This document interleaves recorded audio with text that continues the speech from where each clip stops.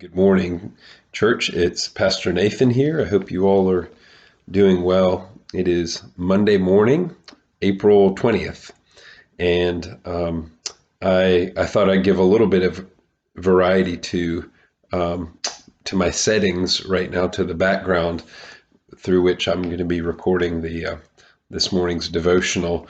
And you can see over my shoulder there is a picture of a building. That is a building that is known as the North Barn, and it's located in Durham, England, where Nicole and I lived from 2010 to 2013. We only lived in this particular building for 1 year, but you can see in the back of the picture right there, those are that's Durham Cathedral. So the North Barn is located on a property called Crook Hall. In fact, you can Google Crook Hall, Durham, and you'll see just an absolutely beautiful property. So the North Barn right there is a kind of a refurbished.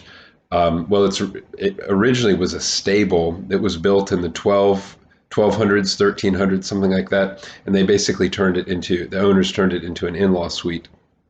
So anyway, we lived there for our first year, which was just absolutely amazing. And as a birthday present for me, Nicole commissioned our next door neighbor, who's actually the owner of Crook Hall, a guy called Keith, to paint a picture and for my birthday. So anyway, we've kept that. That's meant a lot to us. So anyway, if you're at our house in our main living room, you'll now know the story behind this picture in the North Barn.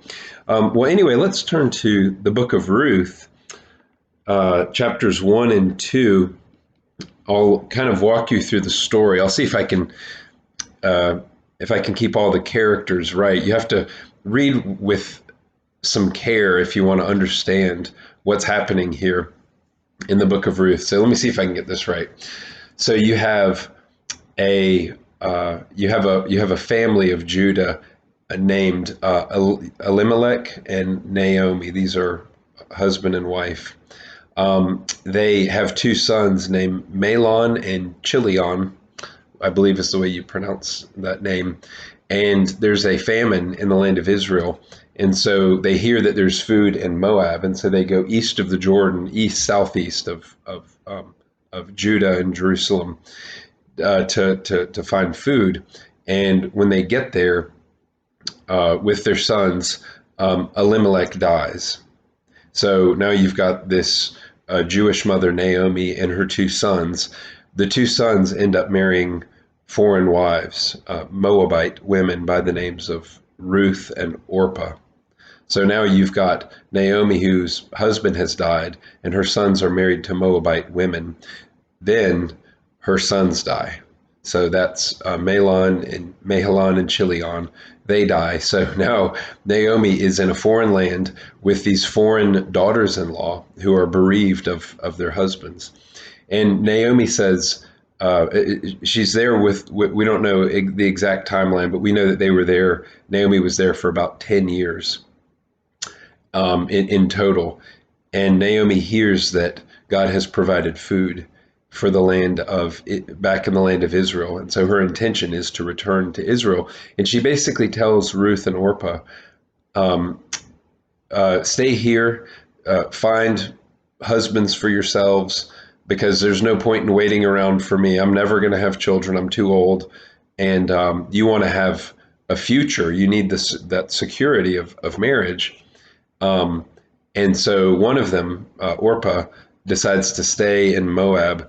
And it's very sad. I've read this story many times. I'm sure you have too. But I noticed for the first time in chapter 1, verse 15, she says this, see, your sister-in-law has gone back to her people and to her gods. Return after your sister-in-law. So this is Naomi speaking to Ruth.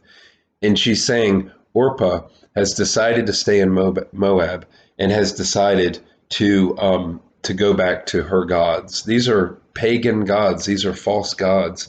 And I have read that before, but I never really took note of it. But that's very sad to me that this one daughter-in-law of Naomi's decided to go back to these false gods.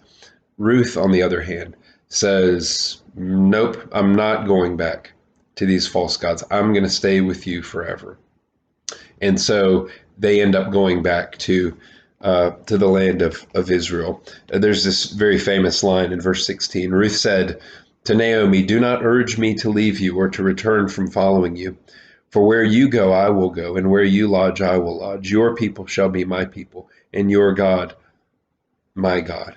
See, she's saying, I'm taking on the name of the God of Israel for my own. So Ruth forsakes the false gods of the Moabites. So they return to Israel, and everyone says, "Pleasant is home." That's what the name Naomi means, the word pleasant. Um, and Naomi says, "Don't call me pleasant. Don't call me Naomi anymore. My name is now Mara," which means bitter. See, think of all that she had endured. She lost her husband. She lost both of her sons. Her daughter-in-law has returned to the false heathen gods of the Moabites. And she says this. This is very honest for a believer in God, but this is what she says in verse 20. "Do not call me Naomi.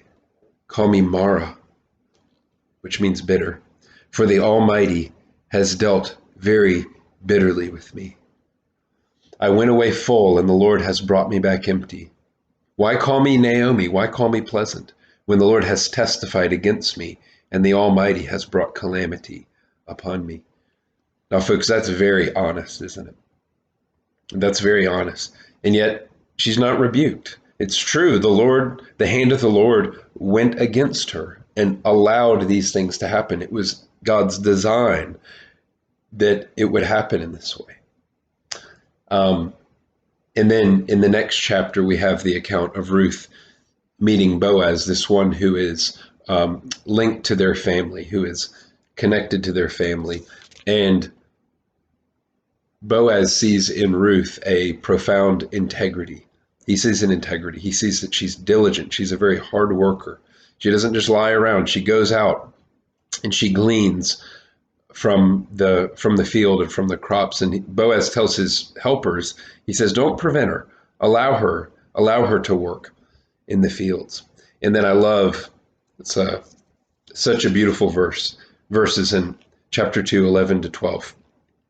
Boaz answered her, Ruth, "All that you have done for your mother-in-law, Naomi, since the death of your husband has been fully told to me, and how you left your father and mother and your native land and came to a people that you did not know before.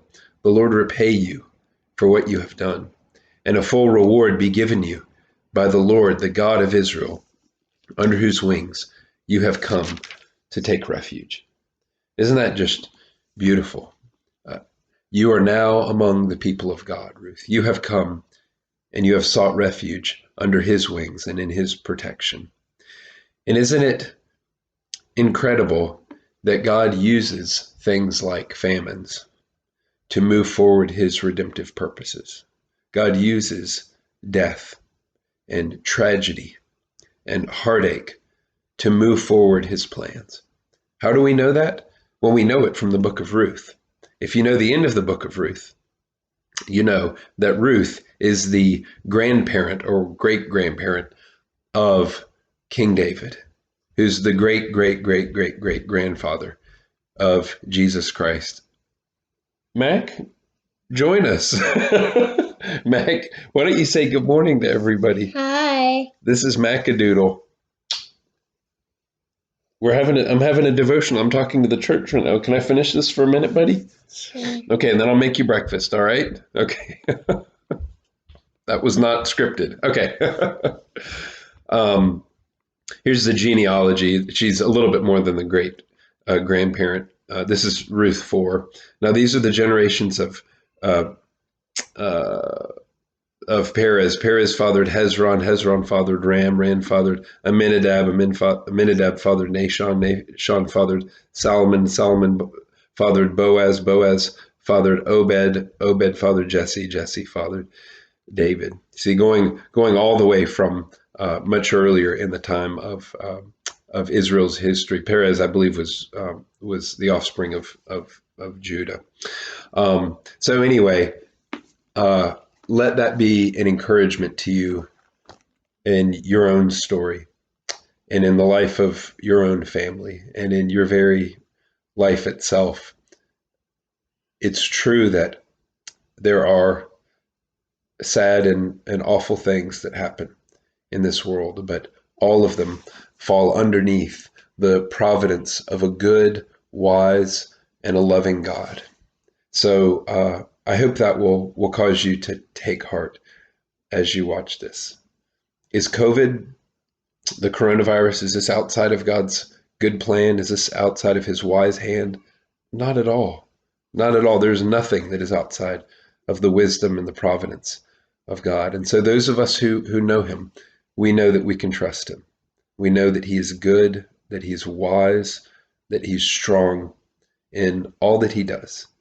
So I pray that will encourage you this morning and this week. And I look forward to being back with you in another day or two. As always, reach out anytime I can do anything to help you or to serve you. And in the meantime, I'm going to go make my children breakfast. So God bless, and we'll see you soon.